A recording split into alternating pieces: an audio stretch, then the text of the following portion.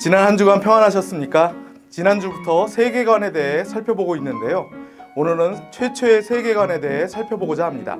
먼저 기도하고 시작하겠습니다. 사랑과 은혜가 풍성하신 하나님 아버지, 지난 한 주간도 주님의 은혜 가운데 저희들을 지켜주시니 감사합니다. 코로나19 4차 대유행의 기세가 꺾일 줄 모르는 이때에 저희의 생명과 안전을 지켜주시옵시고, 또 대면 예배에 나올 수 없는 상황 속에서도 개인 경건에 이르기를 힘쓰므로 말미암아 예수님 닮아가는 저희 모두가 되게 하여 주옵소서. 감사드리오며 예수님 이름으로 기도드립니다. 아멘. 종교개혁과 칼빈은 우리의 눈은 어두워져 사물을 제대로 볼 수 없다.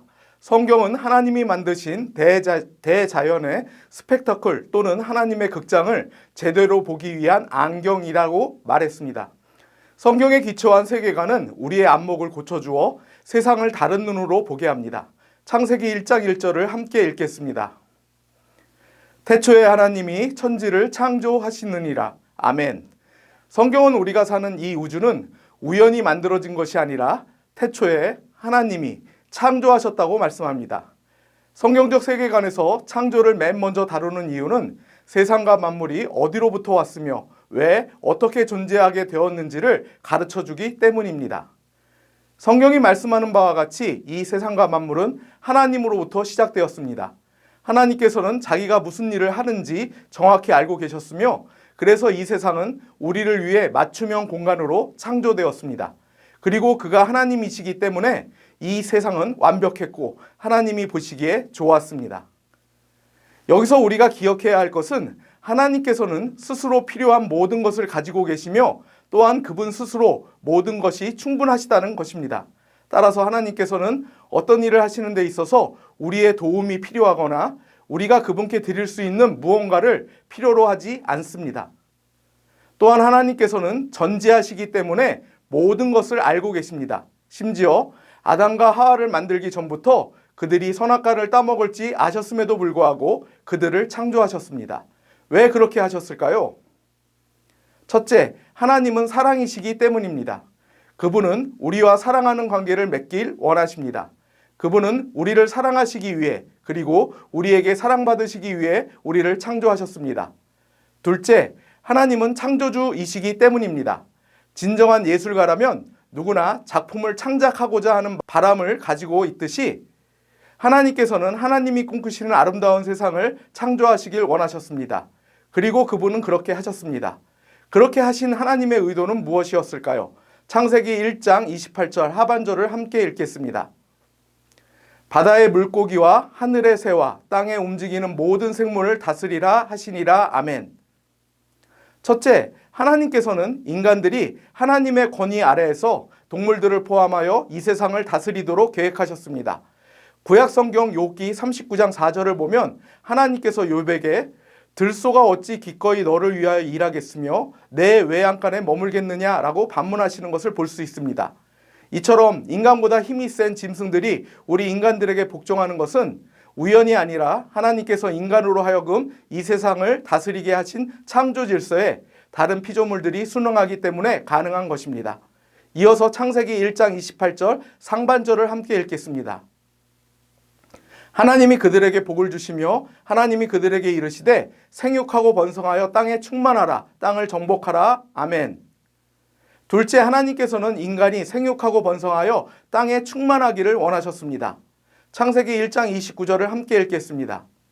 하나님이 이르시되 내가 온 지면에 씨 맺는 모든 채소와 씨 가진 열매 맺는 모든 나무를 너희에게 주노니 너희의 먹을거리가 되리라. 아멘.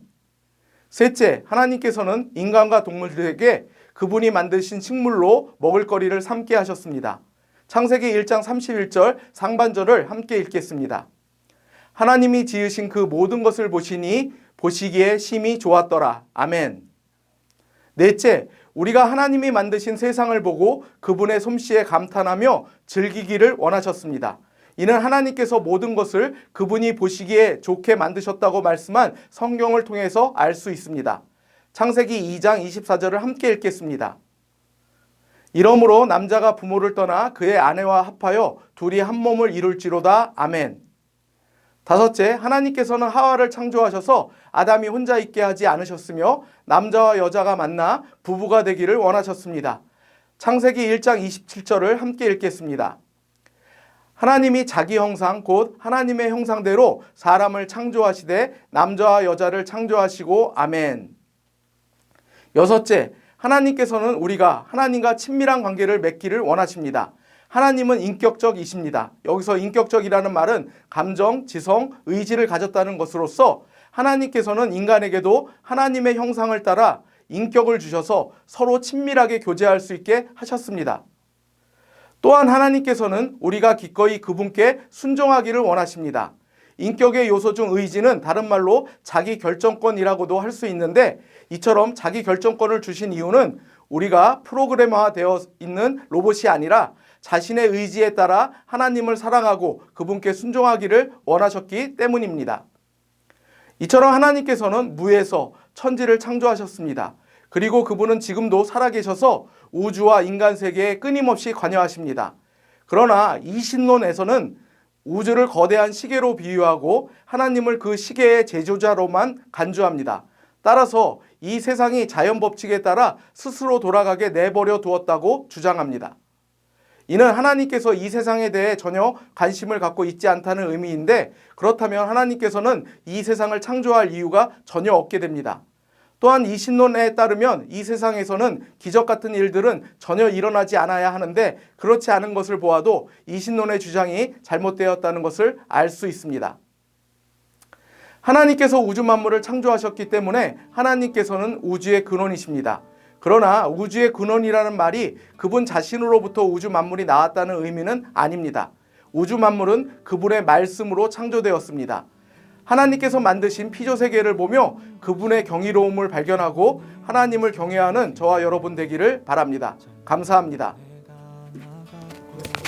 솔직할 수 있는 곳 조금이라도 내 의라 말할 수 없는 이곳은 바로 주님의 세계라.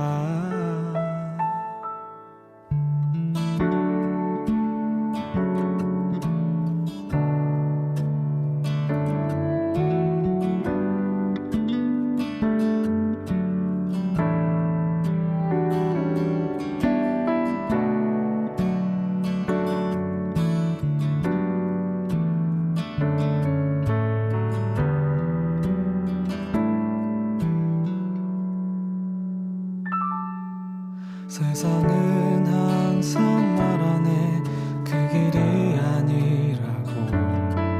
꼭 뜨거운 길이 있는데 왜 힘들게 사냐고. 단순한 선택조차 내게 버겁기만 한 곳. 그래도 나는 주님만 따르리. 참 아름다워라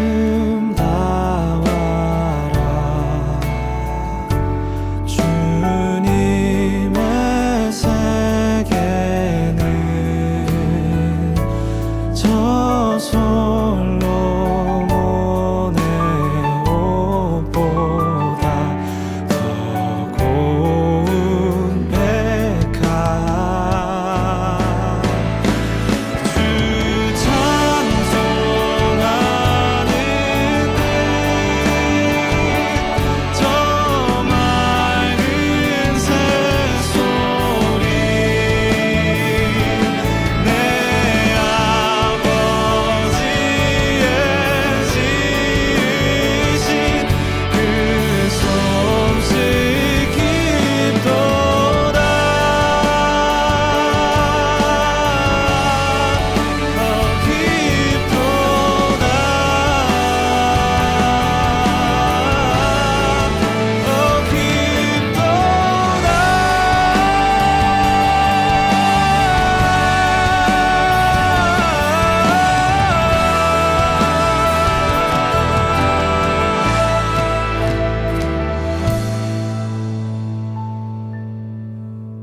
나는 계속 걸어갑니다.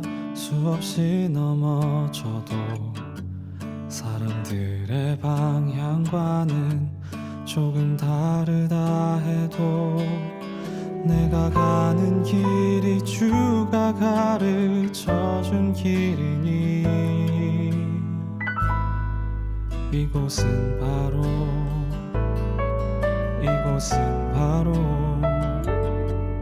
이곳은 바로 주님의 세계라.